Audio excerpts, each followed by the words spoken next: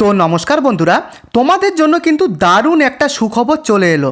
অবশেষে পোস্ট অফিসের তরফ থেকে আবারও কিন্তু একটি নোটিশ বেরিয়ে এলো, যেখানে কিন্তু তোমরা অষ্টম শ্রেণী পাস কিংবা তুমি যদি মাধ্যমিক পাস করে থাকো তাহলে কিন্তু সবাই তোমরা এখানে আবেদন করতে পারবে।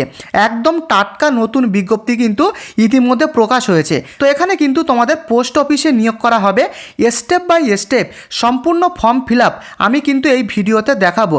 এখানে কিন্তু তোমরা কিভাবে ফর্মটাকে ফিল আপ করবে, এখানে কিন্তু অফলাইনের মাধ্যমে তোমাদেরকে ফর্মটাকে ফিল আপ করতে হবে এবং কোথায় কিভাবে জমা করবে, কত টাকা বেতন দেবে, কোন কোন ডিপার্টমেন্ট রয়েছে, সম্পূর্ণ তথ্য এই ভিডিওতেই তোমরা পাবে। তাই তোমাদের জন্য দারুণ খবর, ভিডিওটিকে একদম স্কিপ না করে শেষ পর্যন্ত দেখো।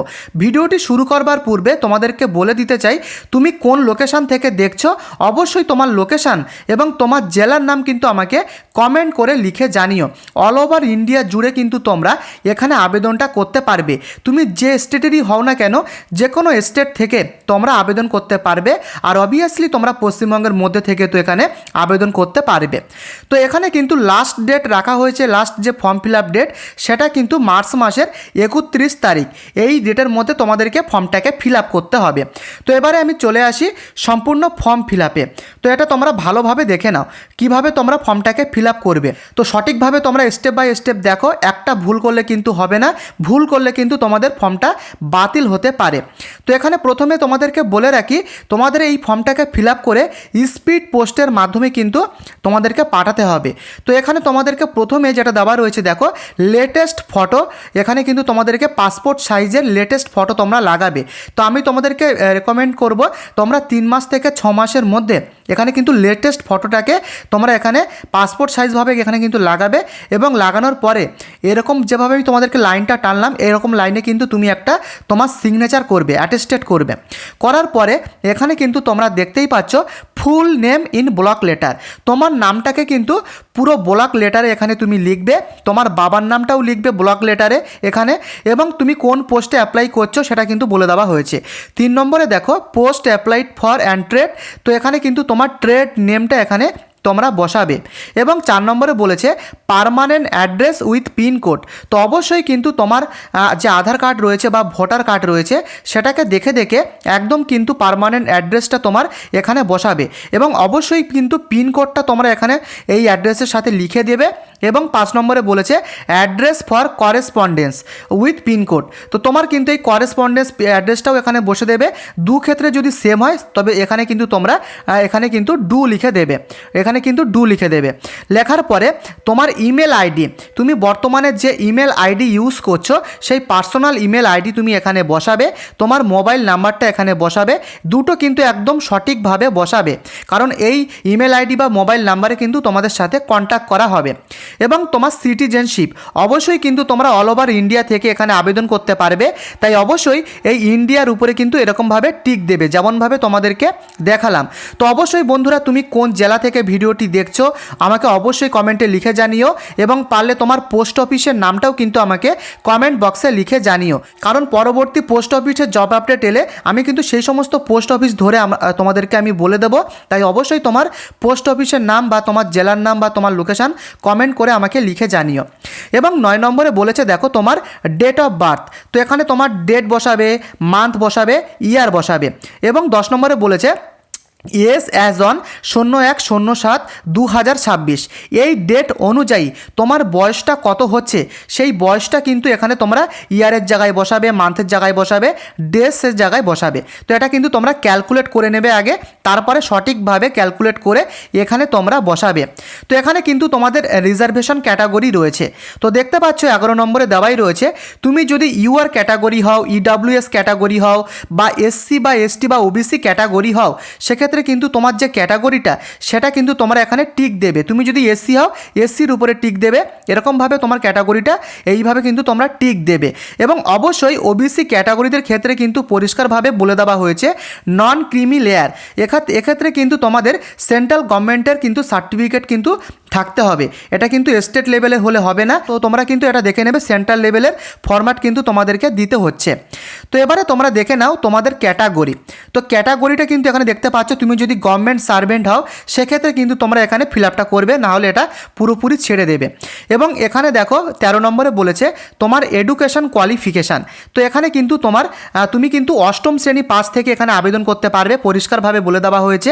তো তুমি অষ্টম শ্রেণী পাস কোন স্কুল থেকে করেছো সেই স্কুলের নামটা বসাবে এবং কত সালে অষ্টম শ্রেণী পাস করেছো সেই সালটা এখানে বসাবে।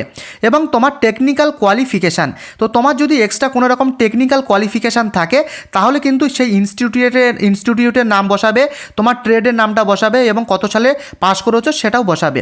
এবং তোমার ট্রেড এক্সপিরিয়েন্স পিরিয়ড, তো এখানে যদি তোমার থাকে সেক্ষেত্রে কিন্তু তোমার ইনস্টিটিউটের নাম বসাবে এবং কত থেকে কত সাল পর্যন্ত এখানে করেছো সেটা দেবে এবং তোমার ট্রেডের নামটা এখানে বসাবে।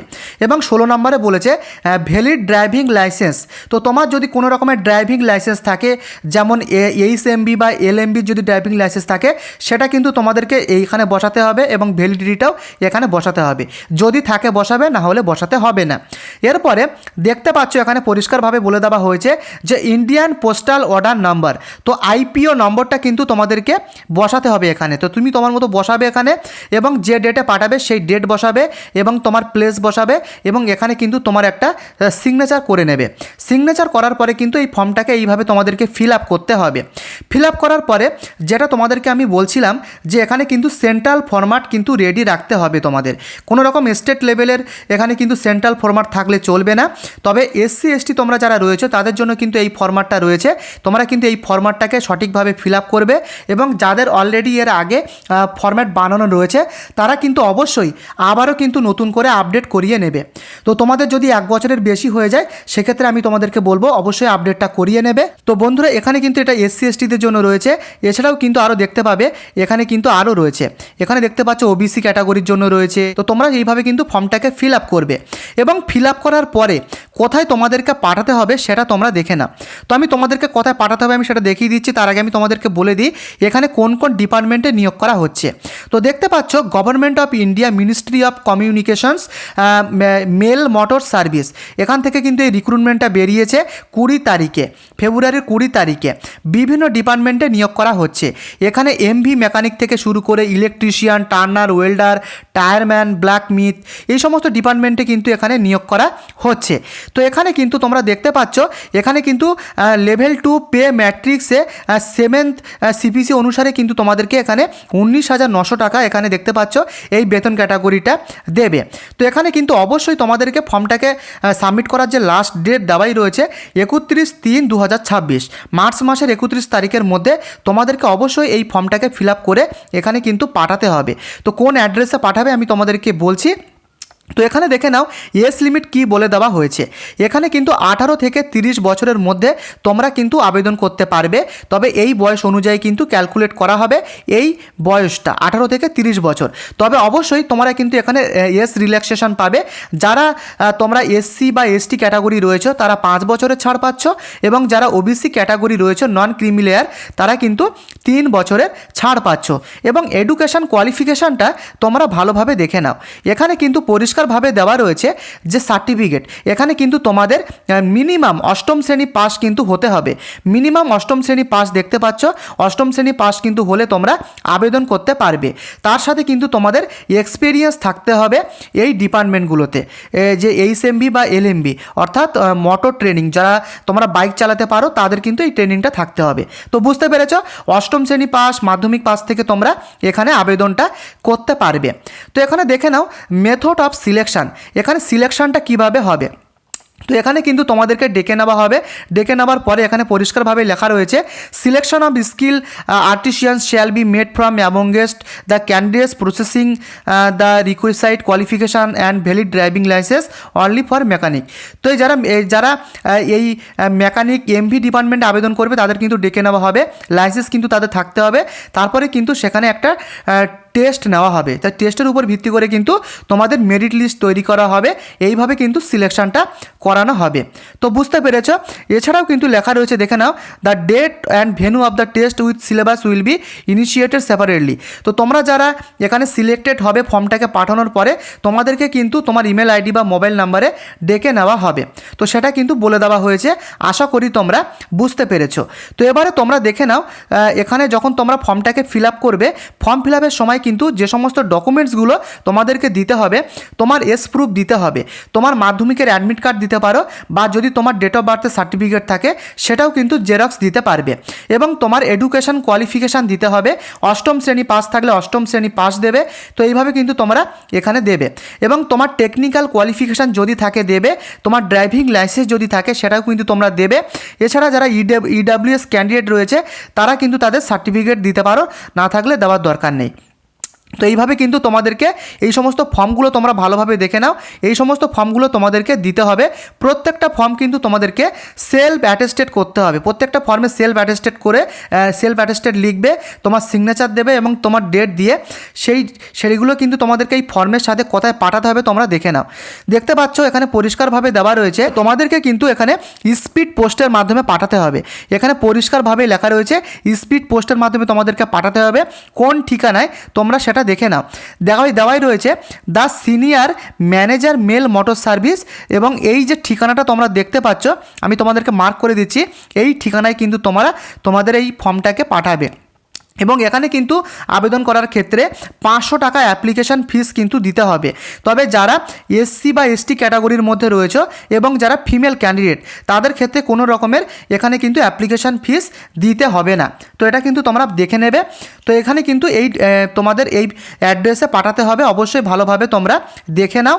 এই ডেটের মধ্যে 31 তারিখ, মার্চের 31 তারিখের মধ্যে তোমাদেরকে পাঠাতে হবে। আশা করি তোমাদেরকে পুরো ডিটেলসটা বোঝাতে পারলাম। তো বন্ধুরা, এভাবে কিন্তু তোমাদেরকে ফর্মটাকে পুরোপুরিভাবে ফিল আপ করতে হবে। এবং তুমি কোথা থেকে ভিডিওটি দেখছো অবশ্যই তোমার লোকেশান, তোমার জেলার নাম কিন্তু আমাকে অবশ্যই কমেন্টে লিখে জানাবে, কারণ যখনই তোমার জেলা বা তোমার লোকেশানে জব আপডেট আসবে তখনই কিন্তু আমি আপডেট দিয়ে দেবো। তাই অবশ্যই তোমার লোকেশান, জেলার নাম আমাকে লিখে জানিও। চ্যানেলে নতুন হলে সাবস্ক্রাইব করে দিও আর ভিডিওটিকে লাইক করে দিও। ধন্যবাদ।